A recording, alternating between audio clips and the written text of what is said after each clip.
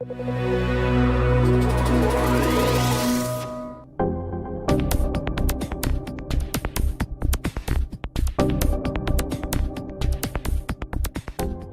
agradecimiento a los organizadores,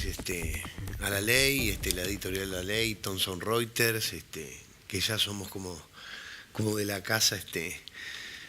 con dicha editorial.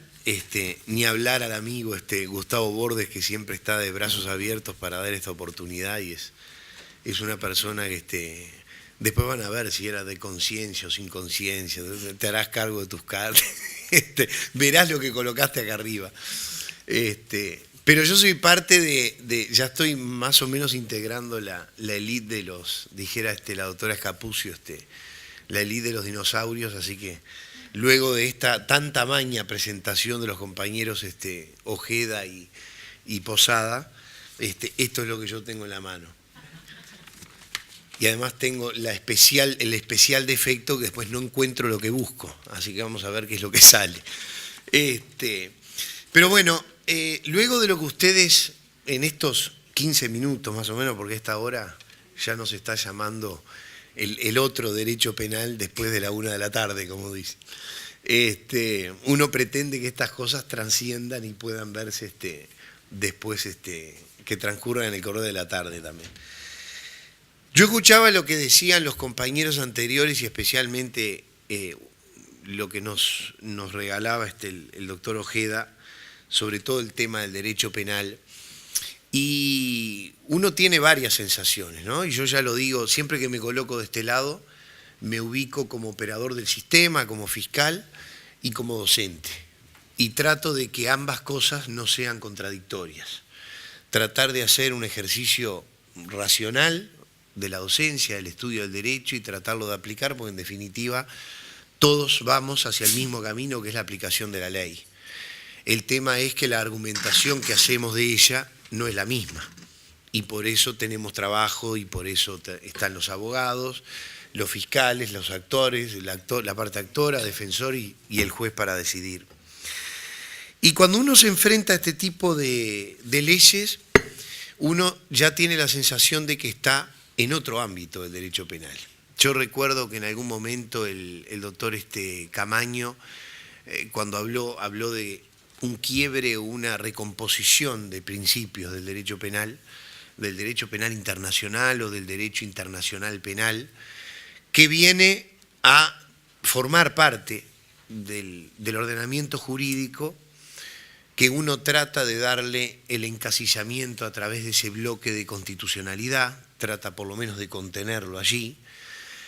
pero viene foráneamente impuesto con una serie de principios que de alguna manera empiezan a hacer claudicar de alguna manera la vieja dogmática,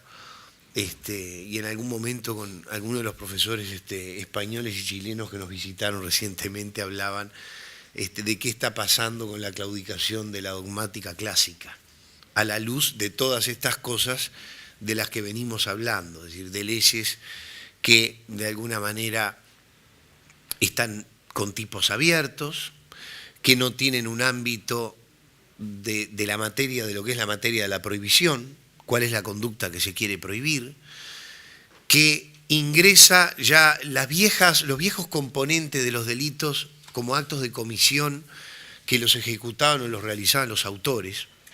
Ahora los cómplices, los copartícipes, los coautores, autores, todos entran convidados por el tipo penal abierto, disperso, ambiguo, donde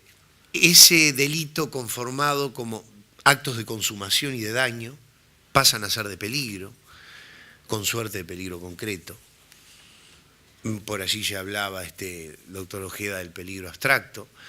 y donde el quiebre de la dosimetría también del acto criminal, del desplazamiento o el desarrollo del acto criminal, ya no son delitos de consumación, sino delitos de tentativa, de actos preparatorios, de mera actividad.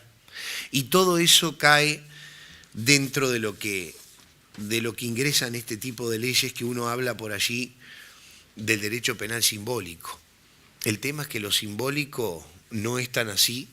cuando se recoge por el ordenamiento jurídico, se nos transmite en ley, y donde me ha tocado aplicar esta ley en varias ocasiones, y hace unos 10, 15 días atrás tuvimos otro caso de esta ley, y bueno, uno lo que hace es dotar de mayor capacidad de rendimiento a la dogmática, y desde el análisis de la ley tratar de no claudicar en la medida en que se pueden a esos principios legales e incluso supralegales. Entonces esta ley, que se regula creo que en 4, 5, 6 artículos,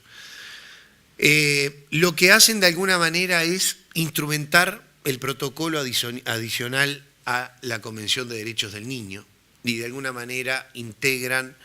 el Comité de Derechos del Niño, que es un órgano creado desde la Convención de Derechos del Niño, ratificada por la Ley 16.137, y es un comité de seguimiento que lo que hace es mantener en vigencia las distintas normas de estas convenciones que luego pasan a ser ley. Este protocolo facultativo a la convención habla sobre la venta, prostitución y pornografía infantil, que es aprobado por nuestro derecho por la ley 17.559. Esta ley, que tuvo en el Senado como miembro informante al senador Korseniak, y sobre el cual refirieron en su momento el senador constitucionalista Rubén Correa Fleitas, la senadora Mónica Xavier, hubo una unanimidad a la aprobación de esta ley, que prácticamente no tuvo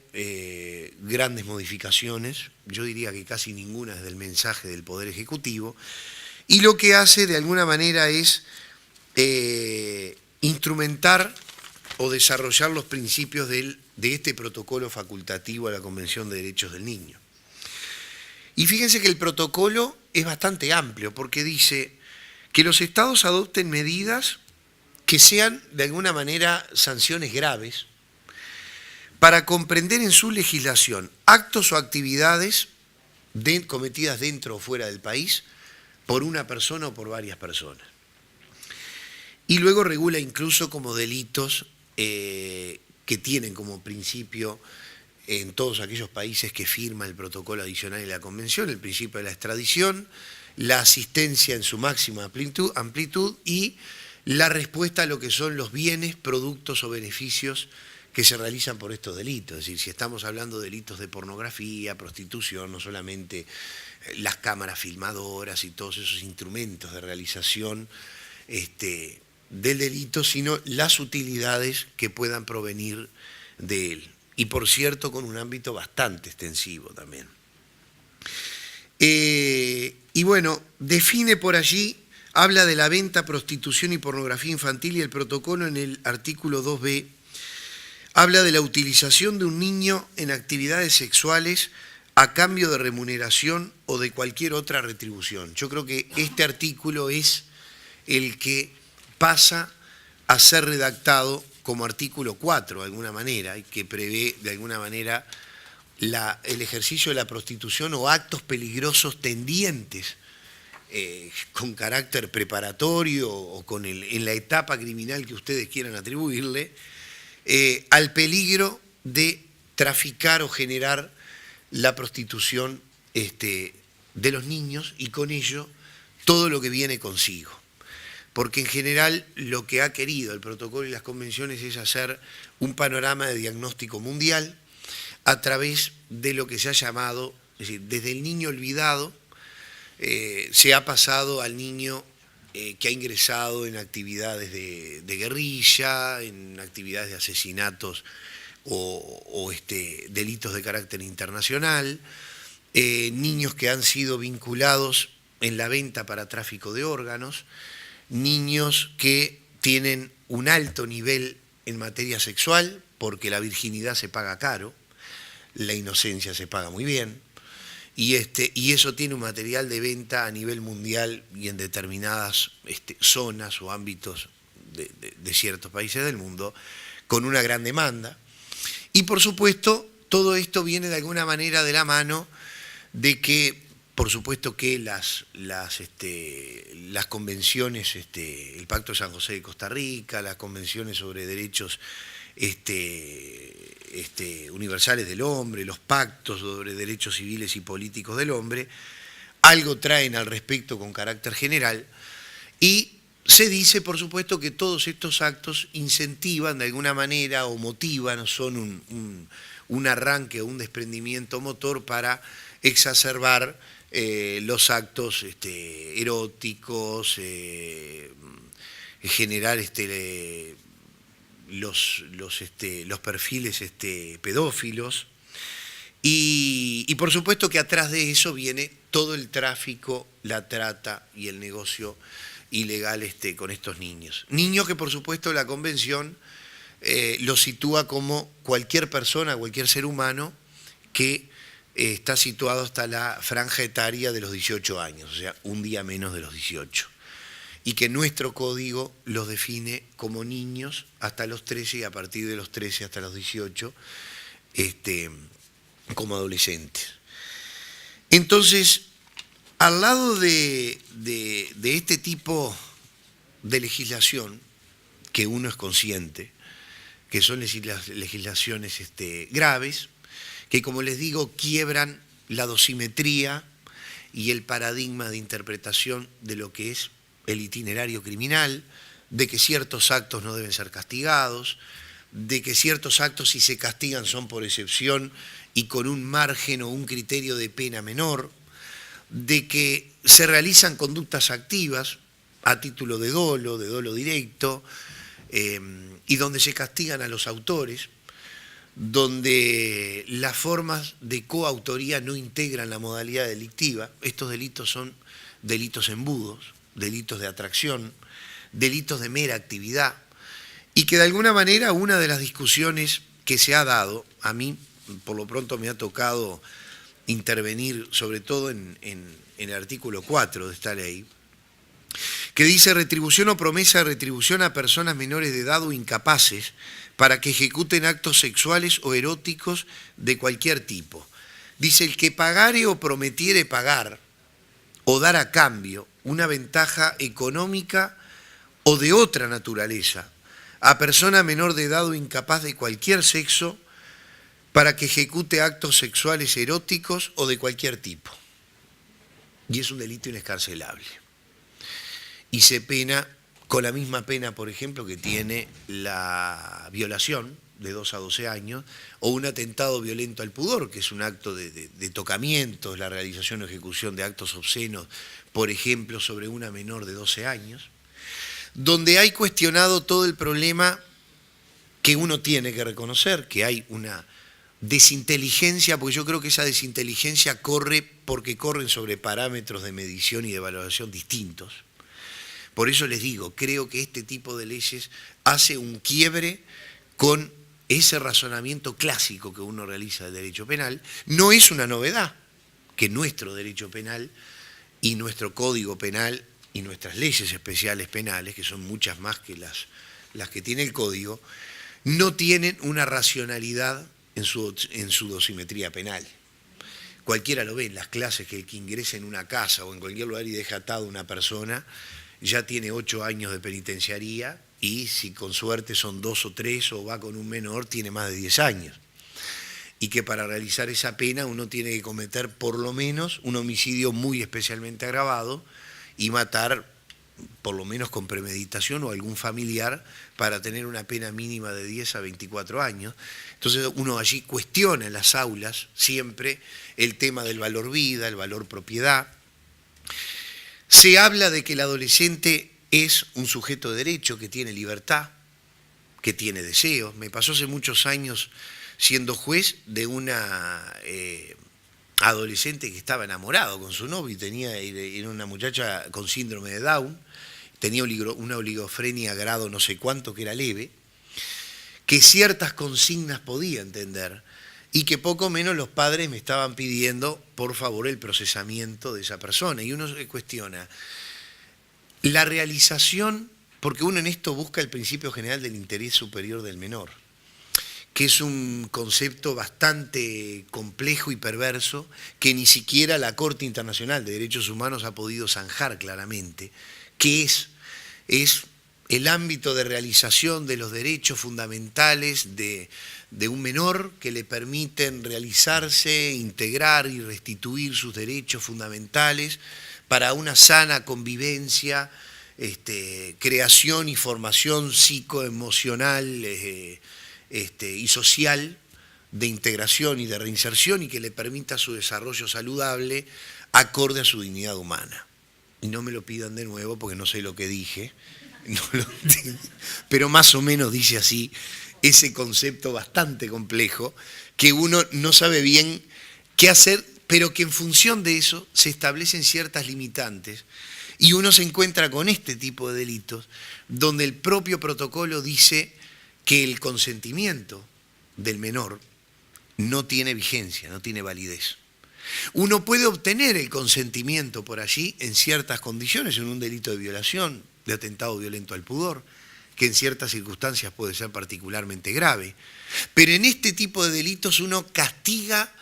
esa forma de peligro. O sea, el mensaje de la norma sería algo así como que ni se te ocurra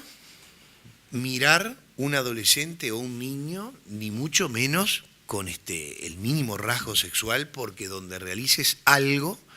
la pornografía, el acto sexual, erótico, sensual, son conceptos absolutamente valorativos que el protocolo no los dice, que la convención no los dice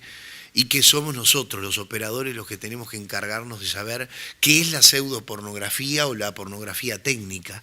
y cuál es el uso, la distribución, la compilación, la ejecución de material pornográfico. ¿Qué es un acto sensual? ¿Qué es un acto de carácter sexual? ¿Y qué es un acto erótico? Y si eso no es pornografía. Porque la pornografía no es necesariamente la visualización de sexo explícito de varias personas manteniendo relaciones sexuales, sino que puede ser mucho más amplio que eso. E incluso contener a una persona sola, al uso de la figura de un menor, o incluso formas animadas, hasta dibujos incluso, en los que participe. Entonces, como ustedes ven, es una figura bastante amplia que yo recojo el guante de alguna manera de lo que el doctor Ojeda decía. Son figuras que hacen un quiebre y que uno dice, termina diciendo ¿cuál es el bien jurídico que se protege? Y yo cada vez más me convenzo de que hay una ligera tendencia a pensar, que lo decíamos recién con Marcelo, si no es la validez de la norma, la estabilidad del derecho. Lo digo porque soy el legislador, porque está allí y ustedes tienen que aplicarlo. Y bueno, y tendremos que entrar en ese proceso de criminalización que se da en las distintas agencias estatales, desde el Parlamento, el Poder Ejecutivo y Sistema Judicial, cada una con su discurso de validez y eficacia, y trataremos de restringir, y ahí tendrá que hacer la academia y la dogmática su labor también. El problema es que, claro, a veces la labor que uno trata de hacer es a partir de una ley que uno no le puede dar una forma determinada o una interpretación porque va con un esquema. A mí me enseñaron esto y ahora parece que tengo que aplicar esto otro. Entonces, me preocupo en buscar bienes jurídicos donde capaz que el bien jurídico es eso, no es otra cosa que eso. Y te castigo porque es la mera desobediencia de la norma. Entonces, el bien jurídico pierde una relación de validez, de valoración, de referencia. ¿Y en función de qué? Ya les digo, yo con esto les voy redondeando porque a esta hora de la tarde no los quiero apabullar y de pronto alguna pregunta que ustedes puedan hacer, pero quería de alguna manera retomar que este delito que ha tenido, nosotros tuvimos ahora la situación de una persona que le sacaba fotos a menores de edad, las llevaba a moteles, y generalmente ocurren dos cosas. Primero, por supuesto que creaba unas páginas, porque también tenemos todo eso del internet, de los mails, de los correos, del Twitter, del Facebook, la creación de personajes ficticios que inducen en error, que crean una plataforma de convencimiento donde uno a veces tiene formas de estafa que no las puede castigar porque a veces no encuentra el ámbito patrimonial del perjuicio generado específicamente por la estafa, pero hay inducciones de engaño y hay también muy generalmente, por lo menos la experiencia de lo que uno ve en estas sedes de crimen organizado, hay alguna organización. Siempre hay, en este caso, por ejemplo, sistemas de publicidad, de modelaje, de contactos para realizar viajes al exterior y donde hay una suerte de captación, de acogida y de vinculación de estas menores que la ley presume su falta de consentimiento porque de alguna manera busca lo que llama la indemnidad sexual o la incolumidad sexual, que hablando pronto y mal es algo así como decir, criatura mía, tú no sabes lo que quieres,